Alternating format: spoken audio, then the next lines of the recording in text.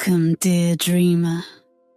Tonight, we journey to the enchanted kingdom of Eldoria, where Princess Isolde lies under a deep, timeless sleep, waiting for the courage and love that might break her curse. Close your eyes, breathe softly, and let this story carry you into a peaceful, restful sleep.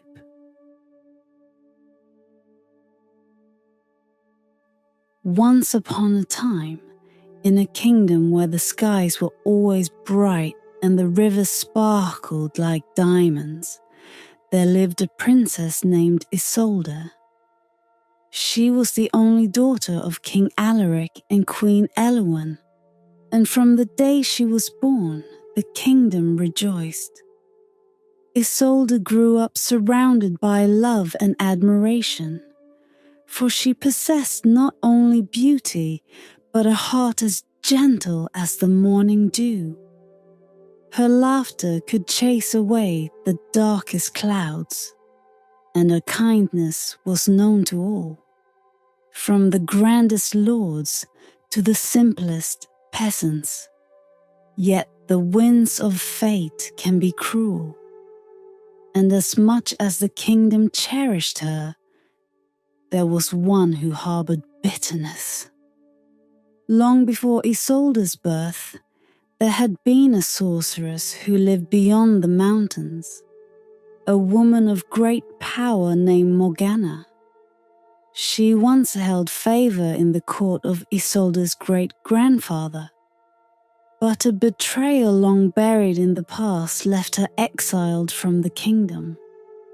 With her heart hardened by resentment, Morgana nursed her hatred over the years, waiting for the perfect moment to exact her revenge. That moment came on the eve of Princess Isolde's 18th birthday. The kingdom had prepared a grand celebration. Fireworks in the skies, feasts that stretched for miles, and music that would carry through the night. The people of the realm gathered from far and wide to witness the coming of age of their beloved princess. As the sun dipped low and the moon began to rise, the palace gleamed like a beacon, its grand halls filled with laughter and dance. Isolde, radiant in her gown of silver and blue, stood at the center of it all, her smile as bright as the stars above. But just as the festivities reached their height, the great doors of the palace swung open with a sound like thunder. A chilling wind swept through the hall, and the laughter died in an instant. There, in the doorway, stood Morgana, cloaked in shadows, her eyes gleaming with malice. The guests gasped, for though many had heard whispers of the sorceress, none had expected to see her again, not after all these years. King Alaric rose from his throne, his face pale. "What is the meaning of this?" he demanded, though his voice trembled. "You are not welcome here, Morgana."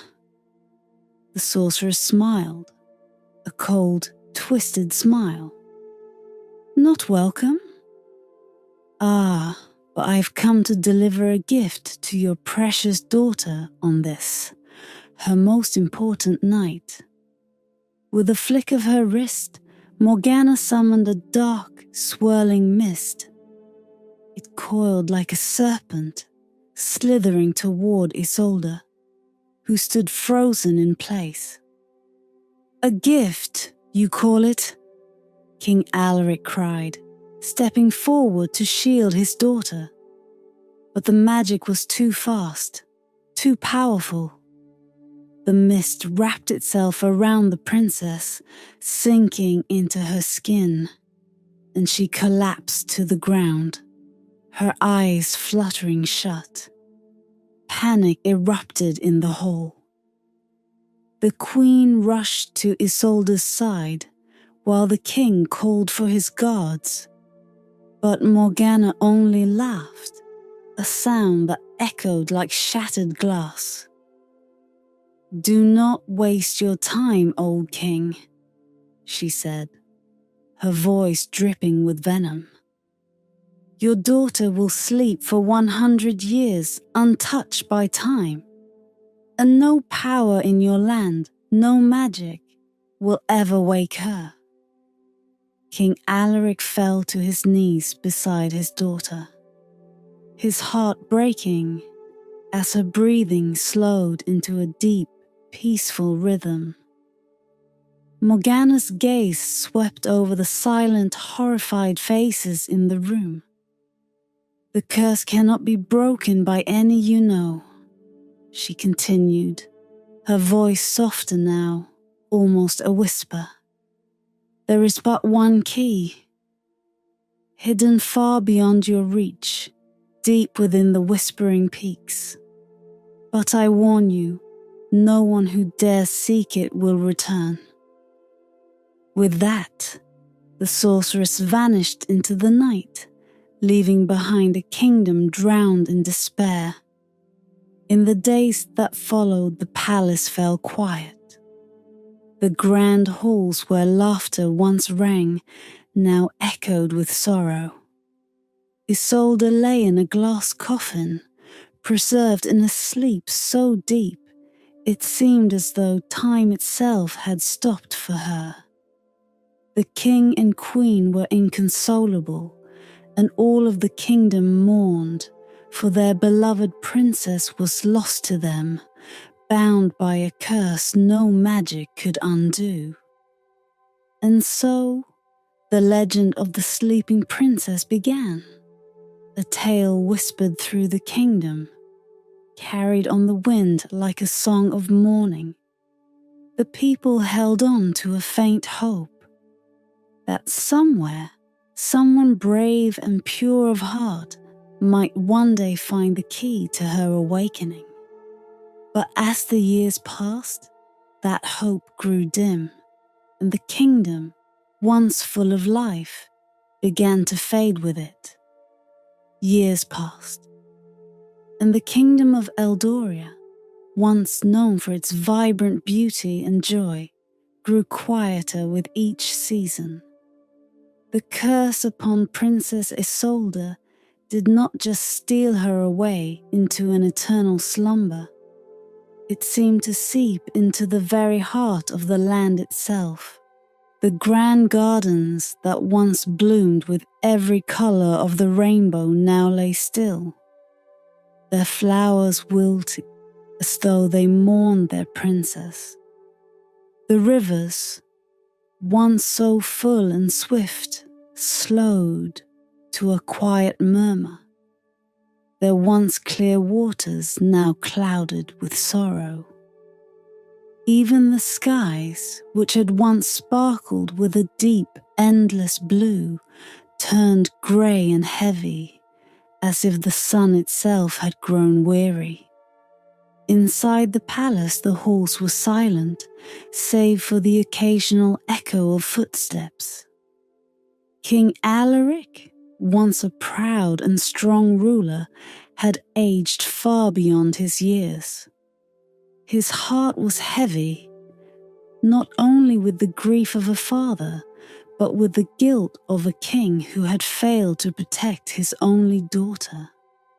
He spent his days in a sorrowful vigil by Isolde's glass coffin, which lay in the grand hall, surrounded by flowers that never bloomed. Queen Elowyn, her spirit broken by the loss of her child, withdrew from courtly life, choosing instead to spend her days in the palace gardens, where she often sat, staring at the withering flowers, lost in her own grief. It was said that the kingdom felt the princess's absence as deeply as the royal family did. The people who had once filled the streets with music, laughter, and cheer grew quiet. Farmers noticed that their crops no longer flourished as they once had, and merchants struggled to trade as fewer visitors came to the once thriving land. A pall of sadness covered Eldoria, as though the very life of the kingdom was tied to the sleeping princess. Yet hope, though dim, still flickered in the hearts of some. For years, King Alaric sent emissaries and wise men from distant lands in search of a way to break the curse. Scholars pored over ancient texts, searching for forgotten magic, while healers crafted potions and spells meant to stir the princess from her sleep. But every attempt failed. Wizards and enchanters from across the world came and went, each proclaiming they would be the one to lift the curse, and each leaving in defeat. Despite the passage of time, the princess remained untouched by age, her beauty preserved as if she were only sleeping through a single night. Her skin was as smooth and pale as the day she had fallen under Morgana's spell. Her dark hair flowing in gentle waves over her shoulders, and her lips still a soft shade of rose. To all who looked upon her, it seemed she was waiting, as though at any moment she might awaken and rise. But the curse held strong, and no magic in the land could break its grasp. The people whispered of the prophecy, the one that had passed from lips to ears through generations. It was said that there was a way to awaken the princess, though it was hidden far from the kingdom's reach. The key to the curse lay in the hands of the mysterious witch who dwelled in the mountains beyond Eldoria, in a place few dared to venture, the Whispering Peaks. It was rumored that this witch, Selene, held the power to unlock any spell, but she was as elusive as the winds that danced around her mountain home. Few had ever seen her, and fewer still had returned from the treacherous paths that led to her lair. As the years stretched into decades, the kingdom's hope began to fade. Some doubted that Selene even existed, believing her to be a mere legend conjured by desperate hearts. Others feared the dangers of the Whispering Peaks, where it was said that the mountains themselves whispered riddles and secrets, confusing those who wandered too far. King Alaric, now older and frail, despaired. He had tried everything within his power to save his daughter, but the curse held firm. He knew he would not live to see her awaken, and with that knowledge, the weight of his kingdom's future pressed heavily upon him. The silence in the palace mirrored the silence in his heart, for without his daughter, the kingdom felt hollow. Yet even in the darkest of times, hope has a way of hiding in unexpected places. Though most had resigned themselves to the idea that Princess Isolde would sleep for 100 years, whispers of the witch and the key continued to swirl. Some still believed that a hero might rise, one brave enough to seek the key hidden in the witch's mountain lair. And so the kingdom waited, its breath held in the quiet, fragile hope that someday, perhaps far in the future, a heart unburdened by fear or despair would find its way to the whispering peaks, and the curse would be broken. Until then, the land, like its princess, lay in a deep and mournful sleep. Far beyond the borders of Eldoria, where the land gave way to rugged cliffs and towering peaks, there stood the Whispering Mountains. These were no ordinary mountains. Their jagged summits pierced the clouds, and their slopes were often cloaked in mist so thick that travelers could lose their way within moments. The wind that howled through the crags carried ancient voices, as though the very stones themselves were alive, murmuring riddles and secrets to anyone who dared to listen. It was said that only those with the clearest hearts could make sense of these whispers, for the mountains had a mind of their own, twisting paths and shifting rocks to mislead all but the most determined. Deep within these wild peaks, hidden in a secluded valley untouched by time, lived the witch Selene. For as long as the world could remember, Selene had dwelled in her mountain home, far from the reach of kingdoms and kings. She was as old as the peaks themselves, or so the legends said, and her power was whispered about in hushed tones, even in the farthest corners of Eldoria. Some claim she could see the future in the stars, others that she could change the course of rivers with a mere thought. But most knew her as the keeper of lost and forbidden knowledge, including the power to break even the most unbreakable curses. Her home was said to be a place of both beauty and danger. It was a cavern of glistening crystal walls, where silver moonlight filtered in through cracks in the mountain, casting a soft glow over everything. The air inside hummed with magic, an ancient, quiet force that lived in the stones, the water, and the very earth itself. Selene, with her flowing silver hair and eyes as pale as winter frost, moved on through this enchanted space like a shadow, silent and watchful, forever listening to the voices of the mountains. The people of Eldoria knew little of her origins. Some said she had once been a great sorceress who had served the royal court centuries ago, only to vanish into the wilderness after a tragic love affair. Others believed she was not human at all, but a spirit born from the mountain winds, bound to the earth by an ancient magic. But the truth of her story was known only to Selene herself, and she kept her secrets well.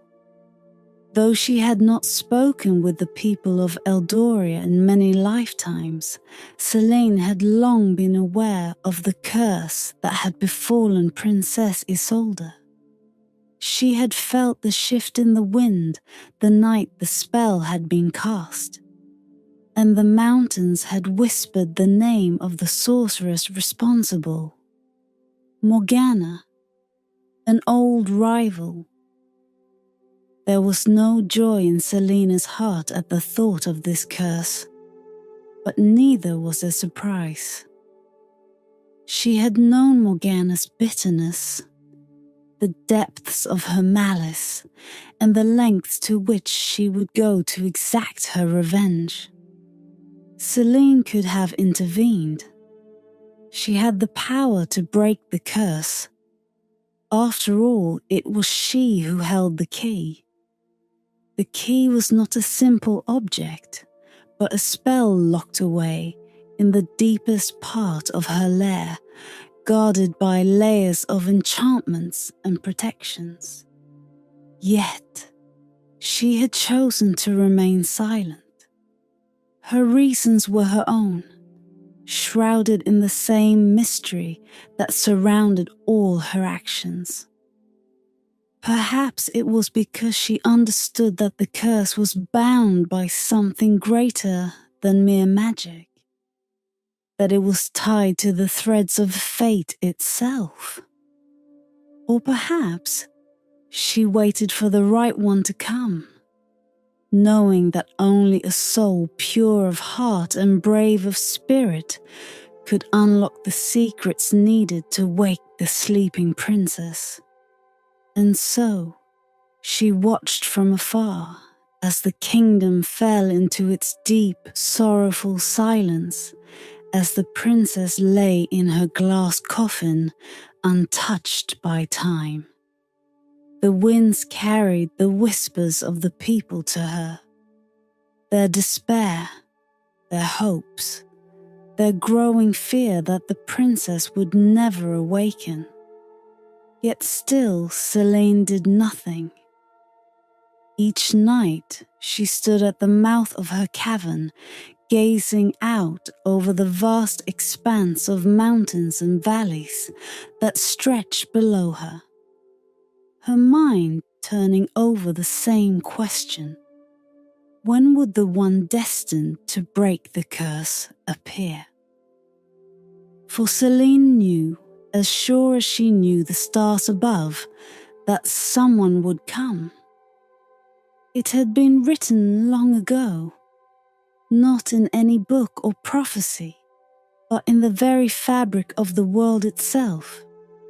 She had seen glimpses of this figure in her dreams, a wanderer whose heart would remain unbroken by time or fear, who would seek her out not for glory or power, but for something far more simple and pure. And she knew that when this wanderer appeared, it would be time for her to reveal the key to breaking the curse that held Princess Isolde captive in her endless sleep. But until that day came, Selene waited. She listened to the winds as they whispered their secrets, and she watched the world below, knowing that somewhere out there, the one destined to awaken the princess was already beginning their journey. The mountains too waited, their ancient stone hearts beating in time with the quiet pulse of destiny, their paths shifting and bending, ready to test the resolve of the one who would dare to find the witch of the whispering peaks. The years in Eldoria stretched on like an endless twilight, with the curse of Princess Isolde casting its shadow over the kingdom. And yet, even as hope withered in the hearts of the people, King Alaric clung to one final thread, a prophecy that had been uttered long ago, before Isolde's birth, when the kingdom still danced beneath a golden moon. It was said that the prophetess who lived in the caves by the sea had foretold of a key to undoing the unbreakable, but her words were veiled in mystery and riddle, lost to the years. With his strength waning and his kingdom growing weaker under the curse's silent weight, King Alaric sought out the prophetess one final time. It was said that she was as old as the sea itself, a seer who spoke with the voice of the tides and knew the secrets of the deep. Though many feared her for her cryptic ways, the king knew she was his last hope, the last one who might still hold the answers that had eluded him for so long. The journey to her cave was perilous, even for a king. The rocky coast was jagged, the waves crashing against the cliffs as if they sought to swallow the world whole. Yet Alaric pressed on, his heart filled with the desperation of a father who had nothing left to lose. With his cloak wrapped tightly around him, he climbed the crumbling path that wound along the cliffside until he reached the mouth of the cave, where the air was thick with salt and mist. Inside, the cave was dark, but for a single light, a flickering flame from a lantern that hung from the ceiling. The prophetess sat at its center, her form small and fragile, hunched over a pool of still water. Her face was hidden beneath a veil of seaweed, her hands gnarled like driftwood. Yet her presence filled the space with an ancient power that made the very air hum with magic. "I have come for the prophecy," King Alaric said, his voice rough with weariness. "The one you spoke of long ago, beneath the golden moon."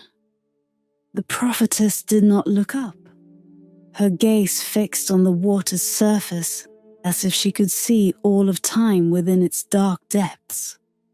Her voice, when she spoke, was like the whisper of the ocean breeze, soft, yet filled with unfathomable depth. "Ah, yes," she murmured. "The prophecy of the golden moon. I remember it well, though few now do. It was written in the stars long before your daughter was born, King Alaric. You seek the key to breaking her curse, do you not?" Alaric stepped forward, his heart pounding with a faint, fragile hope. "Yes. I beg you, tell me. Where can I find it? How can I wake her?" At last, the prophetess lifted her head, her milky eyes meeting his through the veil. "The answer you seek has always been there, waiting. But it is not as simple as you might wish. The key is not something you can hold or wield, not something you can forge or steal. It is a truth hidden within the heart, one that only the purest of souls can unlock." The king's shoulders sagged, for the words only deepened his confusion. "But what does this mean? How can I find it?" The prophetess dipped her hand into the pool of water, stirring its surface until it rippled like the sea. As she did, the reflection of a great mountain appeared, a jagged peak rising high above the clouds, its cliffs steep and treacherous, the Whispering Peaks. "There is but one place where this truth can be revealed," she said, her voice low and reverent. "In the mountains, beyond the kingdom's reach, where the witch Selene dwells. She guards the key to the curse, but it is not her power that will lift it. Only a heart unbroken by time or fear can find the way." Alaric's brow furrowed. "A heart unbroken? What does that mean? Who can accomplish such a task?" The prophetess's eyes gleamed with something close to pity. "Only one who seeks not for glory, nor wealth, nor power. One whose heart is unburdened by selfish desire. This is the wondrous path, and it is written in the stars. You will not find this one by searching. They will come when the time is right." Alaric's hope, once dim, flickered faintly again. Could there be such a soul in his kingdom? Someone with the courage and purity to take on such a quest? He gazed into the swirling waters, feeling the weight of the prophecy settle over him like a heavy cloak. Then I must wait, he whispered, his voice filled with sorrow. For the one who will come. The prophetess nodded slowly. Yes, but know this, King Alaric. Time is fickle, and the mountains do not give up their secrets easily. Even the bravest may falter, but the truth remains. Only a heart unbroken will find the key, and the curse, though it may seem eternal, can still be undone. With those final words, the prophetess turned away, and the pool of water stilled once more. Alaric left the cave, the wind howling in his ears, his heart heavy yet filled with a faint, fragile hope. Somewhere, out in the world, there was one destined to break the curse. And so, the kingdom waited, the golden moon's prophecy lingering like a whisper in the wind, as the fate of Princess Isolde lay suspended between dream and destiny. In a quiet village nestled at the kingdom's farthest edge, there lived a wanderer named Calen. He was neither knight nor noble, but a humble traveller with a heart as steady as the rhythm of the rivers he had crossed. Calen had no family to speak of, no home that tied him to any one place. His life was spent wandering from town to town, lending his hands to those who needed them.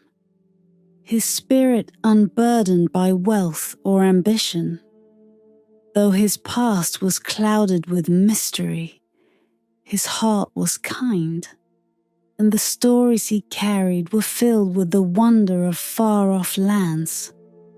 It was in one of the many taverns he passed through that Calen first heard the tale of Princess Isolde. The story was whispered with reverence by the firelight, how she had been cursed to sleep for 100 years, locked in an enchanted slumber, her beauty untouched by time. As the villagers spoke of her, their voices filled with sorrow and a longing that seemed to echo through the very air. The weight of the curse lay heavy on them all, for they, like the rest of the kingdom, felt the absence of their princess like a wound that would not heal. Calen listened intently to their words, his curiosity piqued by the mystery of the sleeping princess. He had heard of many curses in his travels, tales of sorcerers and magic. But something about Isolde's story stirred something deep within him. An ache, a pull he could not explain. The villagers spoke of the witch Selene, the prophecy of the golden moon, and the treacherous journey to the Whispering Peaks, where the key to breaking the curse lay hidden. As the night wore on and the tavern emptied, Calen found himself lingering by the fire, his thoughts consumed by the tale.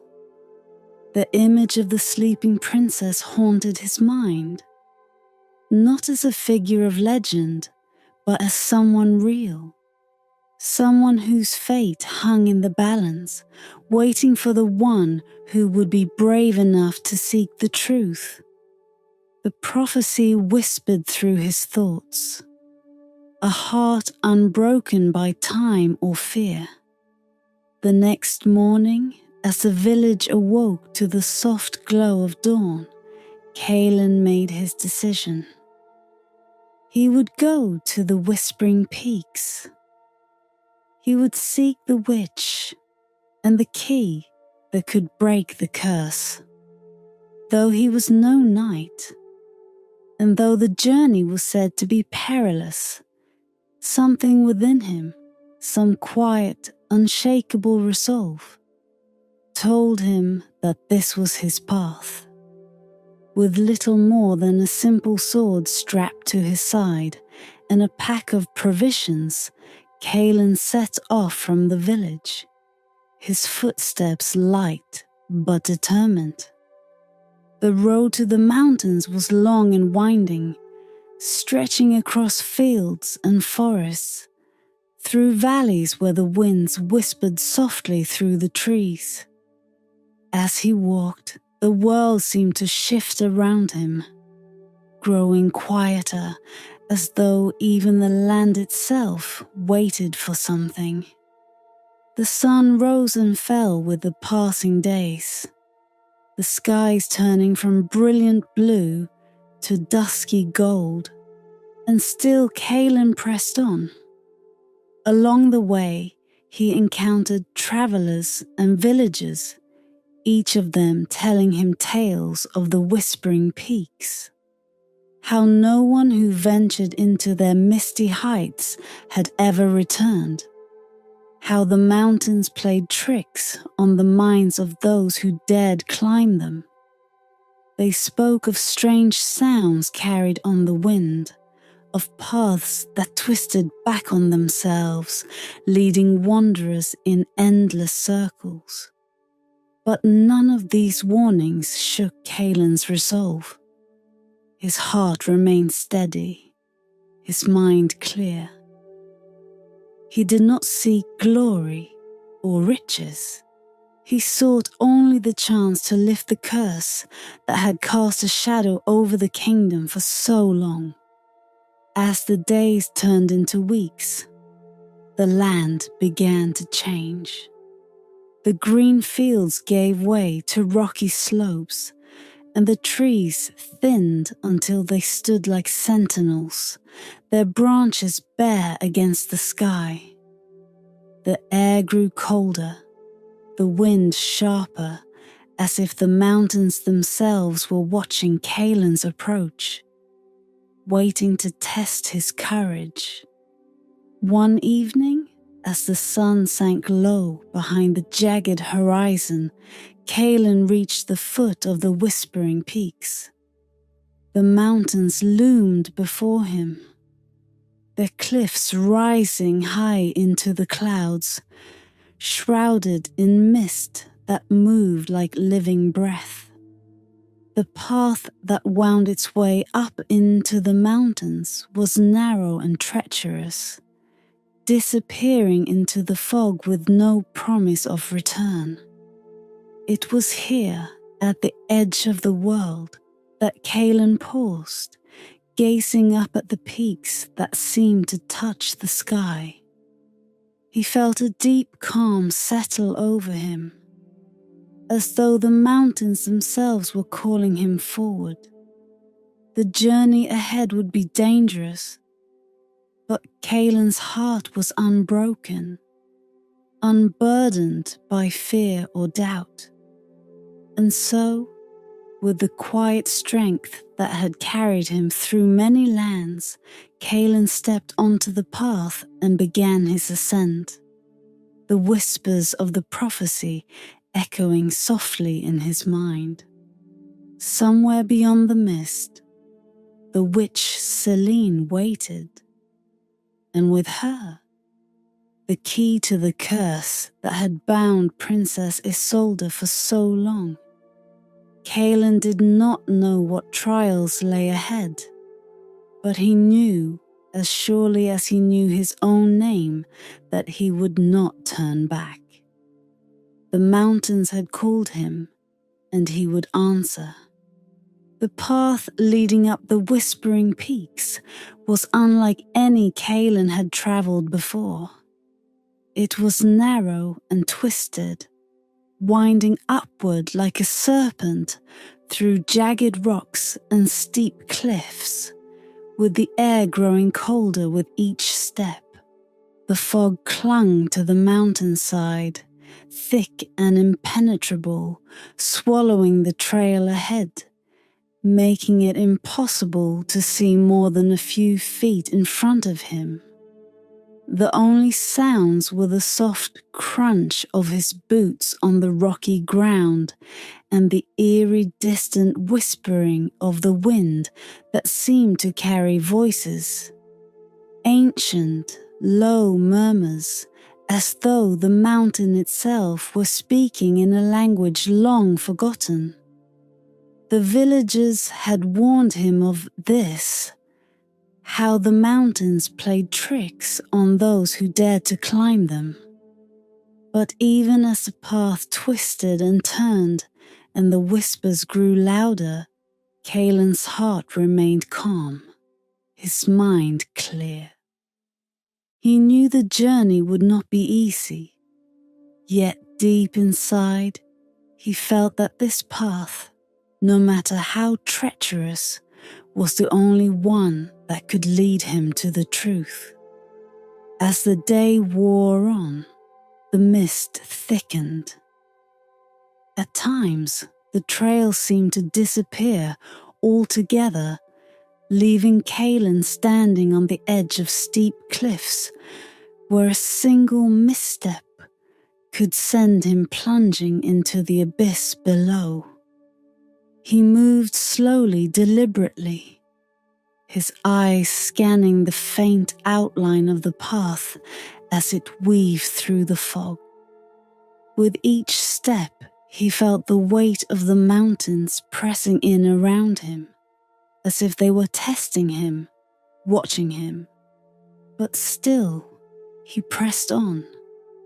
Hours passed, and the sky above grew darker, the sun sinking behind the peaks, leaving the world cast in a deep, muted grey.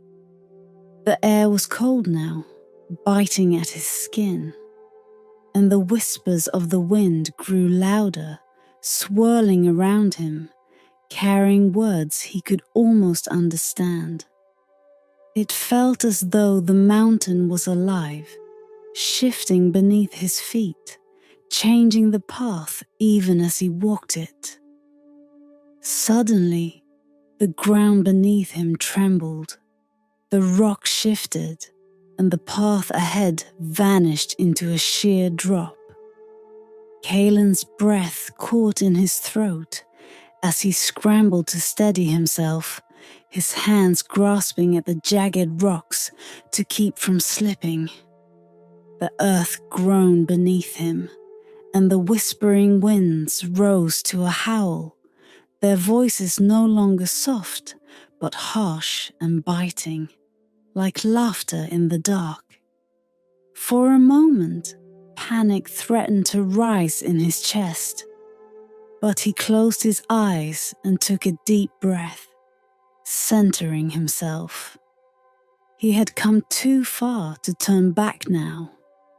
He could feel the weight of the kingdom on his shoulders, the hopes of a land waiting for their princess to wake.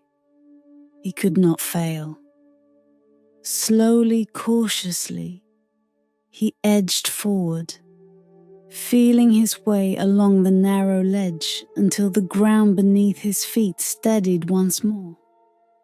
As he moved deeper into the mist, the air grew heavier, and a strange stillness fell over the mountains. The wind quieted, and the voices faded, leaving only the sound of his footsteps echoing against the cliffs. Kaelin's heartbeat slowed as he walked, the eerie silence unsettling in its weight. It was as if the mountain was holding its breath, waiting for something, some test that had yet to reveal itself. And then, in the distance, he saw it, a faint glow cutting through the fog. It was a soft, silvery light, barely more than a glimmer.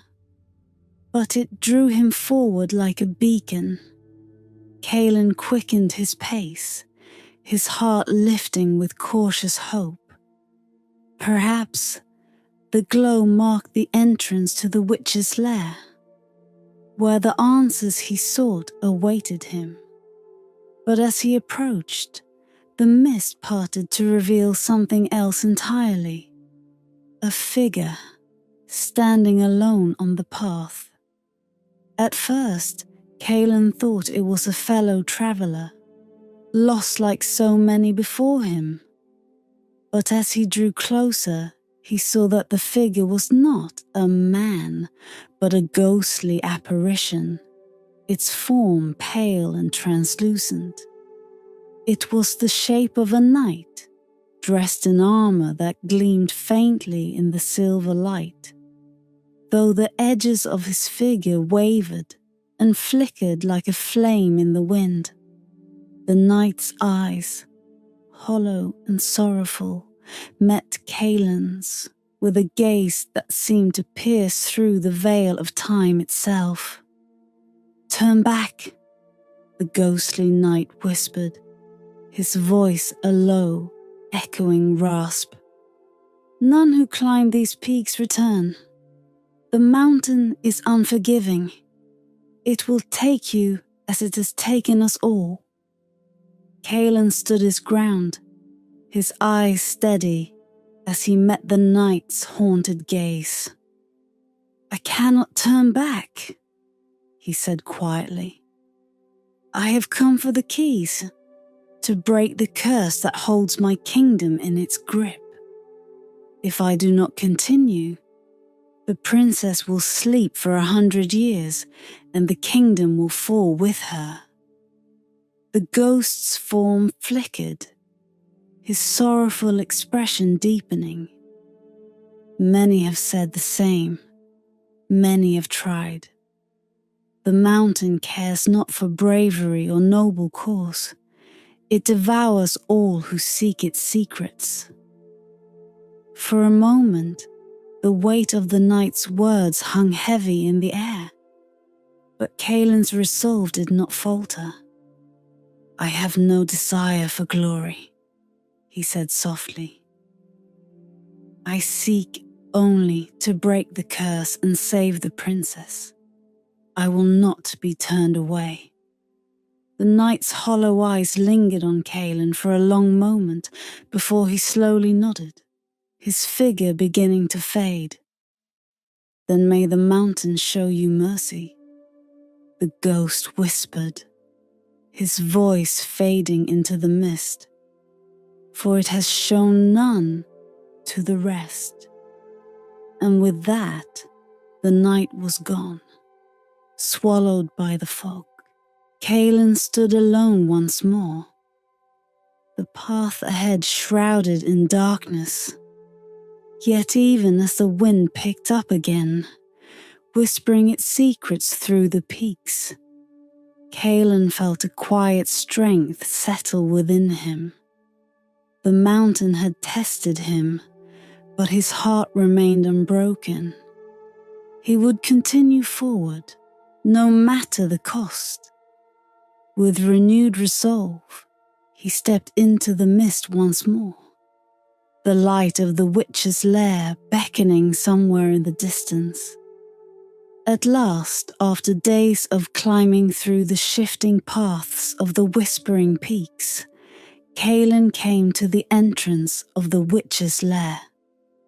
The trail had grown steeper, the air thinner, but here at the summit, everything seemed unnaturally still. The mist parted before him, revealing a great cavern mouth set into the mountain, framed by towering stone pillars. Above the entrance, carved deep into the rock, was an ancient symbol, a crescent moon intertwined with stars, glowing faintly with a silvery light. Kaelin hesitated only for a moment before stepping inside, the cold air of the cave brushing against his skin like a whisper of forgotten winds. The air here felt different, thicker, alive with a quiet magic that pulsed through the walls like a heartbeat. It was not the dark, ominous magic of curses or sorcery, but something older, a power that had existed long before time had named it. As he walked deeper into the cave, the light grew dimmer, the walls shimmering faintly with veins of silver and crystal. His footsteps echoed softly through the passageway, but the sound was swallowed quickly by the stillness, as though the very air held its breath. Soon, the narrow tunnel opened up into a vast chamber, lit by a soft, ethereal glow that seemed to come from everywhere and nowhere at once. In the center of the chamber stood a pool of water, as smooth as glass, reflecting the stars of a sky that did not exist. And beside it, waiting as though she had always known he would come, was the witch Celine.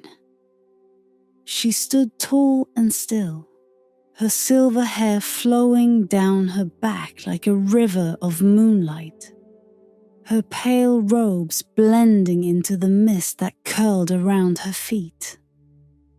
Her face was ageless, beautiful in its serenity, but her eyes held an ancient sadness, as though they had witnessed lifetimes of sorrow. When she spoke, her voice was soft, yet it filled the chamber with its quiet strength. "You have come far, wanderer," she said, her gaze piercing as she studied Kaelin. "Few make it to this place, and fewer still are worthy of the answers they seek." Kaelin bowed his head slightly, his heart still steady in his chest, despite the power that radiated from the witch. "I have come for the key to break the curse upon Princess Isolde," he said, his voice calm. "I have traveled long and faced the trials of the mountain to reach you." Celine's eyes softened at the mention of the princess, and for a moment, a flicker of something, regret perhaps, crossed her face. She turned her gaze toward the pool, her fingers trailing lightly over the surface, causing ripples that shimmered with light. "The curse upon Isolde is not one of simple revenge," Selena murmured, her voice carrying the weight of the truth she was about to reveal. "It was cast by Morgana, yes, but it was born from something deeper than hatred. Morgana loved once, long ago. She loved a man who was taken from her by the cruelty of war, and in her grief she turned her heart to darkness. The curse she placed upon Isolde was her way of sharing that grief with the world, of making others feel the same pain she could not bear alone." Kaelin frowned, the revelation settling heavy in his chest. "But why Isolde? Why punish an innocent princess for the sorrows of the past?" Celine sighed, her gaze distant as she watched the stars dance across the water's surface. "Because Isolde's family had a hand in the war that took Morgana's love. It was not a direct act of malice, but in Morgana's broken heart, all lines of blame blurred. She saw the royal family as the architects of her despair, and sought to bind them in a grief as timeless as her own. Kaelin felt the weight of the story settle on his shoulders, the burden of understanding. He had come here seeking a simple solution to a terrible curse. But now he saw that the curse was woven into the very fabric of sorrow and loss, entangled in the threads of fate. "And the key?" Kaelin asked softly, his voice barely above a whisper. "How do I break it?" Selene turned to him then, her pale eyes meeting his. "The key is not a thing, Kaelin. It is not an object you can hold, or a spell you can cast. The key is hidden within the heart, as the prophecy foretold." Kaelin's brow furrowed in confusion, and Selene stepped forward, her expression kind, though touched with sadness. "The curse can only be undone by love, true, selfless love. It is the only force powerful enough to break the chains that bind Isolda. Morgana's curse was born from a heart broken by grief, and only a heart untouched by selfish desire can undo it." Kaelin stood silent, the weight of her words sinking in. "I love Isolde," he whispered, the truth of it clear in his heart, though he had never seen her awake. "I have felt it since I first heard of her story. It is not for glory or riches that I came here, but because I believe in the good that lives in her." Selene smiled faintly, her eyes softening with understanding. "That is the key," she said. "A heart that seeks nothing for itself, a love that expects no reward. That is the magic strong enough to lift the curse. You must carry that love with you, and it will guide you when the moment comes." Kaelin nodded, his resolve strengthening. He understood now. The journey had never been about reaching the witch or finding some ancient object. It had always been about the journey of the heart. He had carried the key within him all along. Selene gestured toward the path leading out of the chamber. "Go now, Kaelin. Return to the kingdom. When you stand before the princess, remember that the truest magic is the love that binds us to one another." With her blessing, Kaelin turned and began the journey back down the mountain, his heart full of the knowledge that the key to breaking the curse was not something he had to find. It was something he had carried all along. Kaelin descended the whispering peaks with a newfound sense of clarity, his steps lighter despite the treacherous path before him. The mist still clung to the mountain like a veil, the wind whispering its cryptic secrets, but it no longer felt hostile. The mountain, which had once tested him at every turn, now seemed almost serene, as if it too understood the truth he carried within his heart. He no longer feared the twisting paths or the shadows that lurked beyond the fog. For now Kaelin knew that the true test had never been one of strength or endurance, but of the heart. And in his heart, he had found the answer.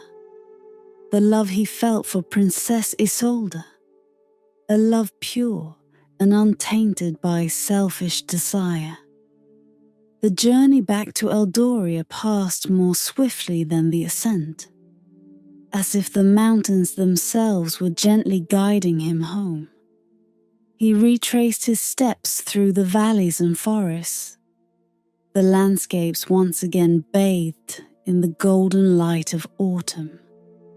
The chill in the air did little to cool the warmth growing within him as he neared the kingdom, where Isolde's slumber still held the land in its silent grip. When Kaelin finally stood before the gates of the palace, the air was heavy with stillness, as though the kingdom itself had forgotten the passage of time. The people of Eldoria moved quietly through their days, their hearts weighed down by the endless wait for their princess to awaken. Even the grand palace, once a place of splendor and song, stood silent and solemn, its walls heavy with the sorrow that had taken root there long ago. Kaelin entered the palace, and as he walked its halls, the silence was so thick that he could hear the soft echo of his own footsteps. He passed tapestries that told stories of the kingdom's golden days, of celebrations long since forgotten, and of the sleeping princess whose beauty had become the stuff of legend. Yet Kaelin did not see her as a distant figure of myth. In his heart, she was real as the love he carried for her. At last he reached the grand hall where Isolde lay. The room was bathed in a soft golden light that filtered through the tall arched windows, casting long shadows across the stone floor. And there, at the center, upon a bed of flowers that never bloomed, rested the glass coffin where the princess slept in her enchanted slumber. Kaelin approached quietly, his heart full of the knowledge he had gained in the mountains. Isolde lay as peaceful as a dream, her face serene, untouched by time. Her dark hair cascaded over her shoulders, her lips parted slightly, as if she might wake at any moment. She was as beautiful as the stories had said, yet it was not her beauty that stirred Kaelin's heart. It was the light of her spirit, the gentle kindness he had heard in every tale told by the people who loved her. For a long moment, Kaelin stood before her, his gaze steady, his heart filled with a love that expected nothing in return. He had no need for glory or recognition. He had come not to prove himself or to win a prize, but because he could not bear the thought of the kingdom losing its beloved princess to the darkness of an endless sleep. He knelt beside the coffin and gently placed his hand upon the glass, his fingers brushing the cool surface. "I have journeyed far for you," he whispered softly, his voice full of quiet affection. "Not for myself, but for the love I carry in my heart. I came because you deserve to live, to wake, and to see the world that has missed you so dearly."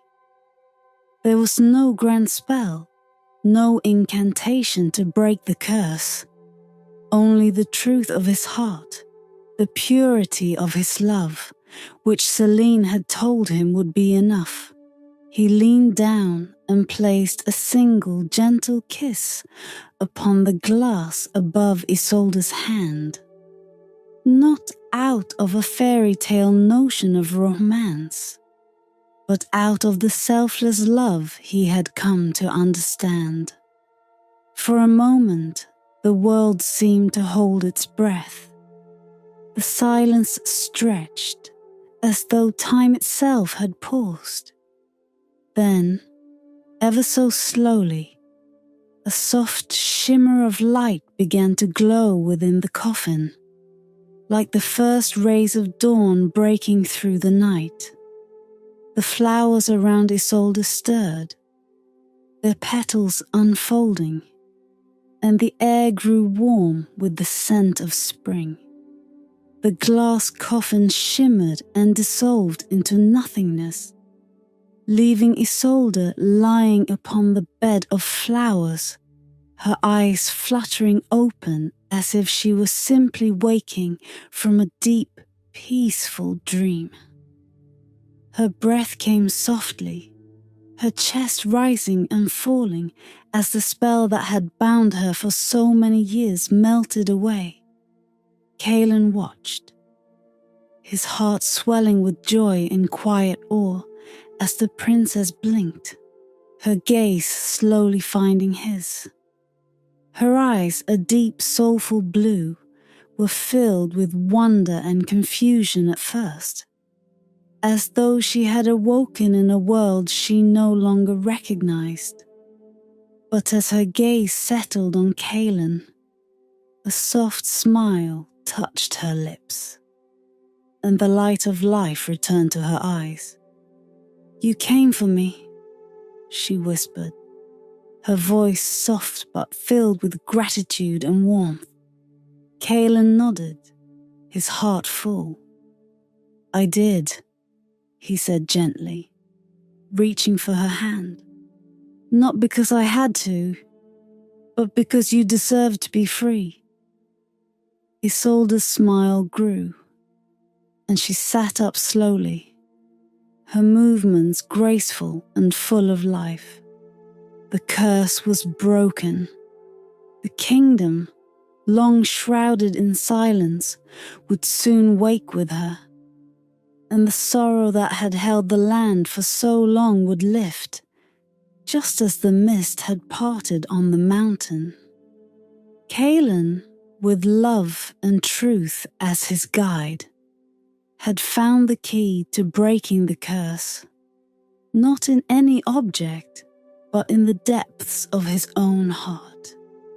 And now, as he stood beside the awakened princess, he knew that love, the quiet, selfless kind, was the greatest magic of all.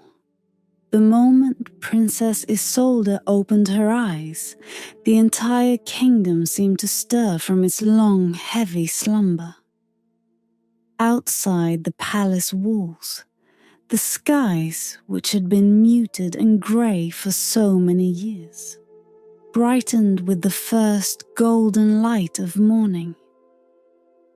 Birds began to sing, their melodies sweet and bright, as though they had been waiting all this time for this one perfect dawn. The rivers that had slowed to a mournful trickle quickened their flow, sparkling once more as they rushed through the land. Flowers, long wilted in the gardens, bloomed with vibrant colours, filling the air with the fragrance of new life. It was as if the very heart of Eldoria was waking, drawn back to life by the princess who had once been its light and joy. Inside the palace, the servants, guards, and courtiers, who had lived under the quiet weight of despair for so long, began to stir with disbelief. News of Isolde's awakening spread like wildfire through the castle, and soon the halls that had been silent for decades were filled with the sounds of hurried footsteps, gasps of astonishment, and joyful weeping. In the grand hall, Kaelin stood by Isolde's side, his heart full and steady as he watched her take in the world around her. She had been asleep for so long, and yet she seemed unafraid, her spirit calm and bright. Her eyes, wide with wonder, traced the room, lingering on the familiar faces of the palace that had grown older without her. Though everything had changed during her long sleep, she, like the land, was ready to embrace the new day. As Isolde rose from her bed of flowers, her movements graceful and sure, the great doors of the hall swung open and King Alaric and Queen Elowen entered, their faces pale with disbelief and hope. They had waited for this moment for what felt like a lifetime, and yet as they beheld their daughter standing before them, awake and alive, they were struck speechless. "Father," Isolde said softly, her voice carrying through the hall like the sweetest music. Her gaze moved to her mother, and a soft smile touched her lips. "Mother, I have missed you." For a heartbeat, there was only silence, and then the king and queen rushed forward, tears streaming down their faces. They embraced Isolde with a tenderness that spoke of years of grief and longing finally coming to an end. Their tears were not of sadness, but of the overwhelming joy of seeing their beloved daughter, who had been lost to them for so long, returned. "Oh, my darling," Queen Elowen whispered, holding Isolde tightly. We thought we had lost you forever." King Alaric, his voice thick with emotion, kissed Isolde's forehead. "You have returned to us, my daughter. After all these years, you have returned." Isolde leaned into their embrace, her heart full of love and warmth. But as she glanced over her parents' shoulders, her eyes found Kaelin standing quietly by, watching the reunion with a humble, contented smile. There was no need for words between them. He had come for her, just as the prophecy had said, and in his heart had carried the love that had broken the curse. After a long moment, Isolde gently stepped back from her parents and turned to Kaelin. Her gaze was steady and full of gratitude, and something deeper, a quiet understanding that spoke to the bond that had formed between them, even in the silence of her sleep. "Kaelin," she said softly, "you are the one who came to wake me. It was your heart that broke the curse." Kaelin bowed his head slightly, his humility as steady as the love that had guided him here. "I did what I felt was right," he said quietly. "Not for myself, but for you, for the kingdom, and for the hope that you would live again." Isolde stepped closer, her eyes shining with warmth. "You saved me," she said, her voice full of quiet wonder. "You have saved us all." King Alaric and Queen Elowen turned to Kaelin, their eyes full of gratitude. The king placed a hand on the young man's shoulder, his voice firm but full of warmth. "You have done more for this kingdom than I could have ever asked. You have given us back our daughter, and with her, you have restored hope to our land." The queen, tears still glistening in her eyes, nodded. "You are a true hero, Kaelin. Though I sense you do not seek such titles, still, you have our eternal thanks." Kaelin smiled softly, his heart at peace. He had never sought glory or reward. His only wish had been to see the princess wake, to see the kingdom restored to the light and joy that had once filled it. And now, with Isolde standing before him, alive and radiant, he knew that his journey had come to its true end. Outside the palace, the people of Eldoria gathered, their faces lit with joy as the news spread. Bells rang out from the towers, filling the air with the sound of celebration. For the first time in 100 years, the kingdom rejoiced, its heart renewed with the promise of life and love. As the sun rose higher in the sky, casting its golden light over the land, Isolda stood beside Kaelan, her heart full of the same warmth that now radiated through the kingdom. She had been asleep for so long, but now she was awake, and with her, the kingdom had awoken too. And so, the tale of the sleeping princess and the wanderer who had come to wake her became legend, a story told for generations to come. It was a story of love, not the grand and sweeping kind told in songs, but a quiet, selfless love, the truest magic of all, and the key that had opened the door to a new beginning for Eldoria.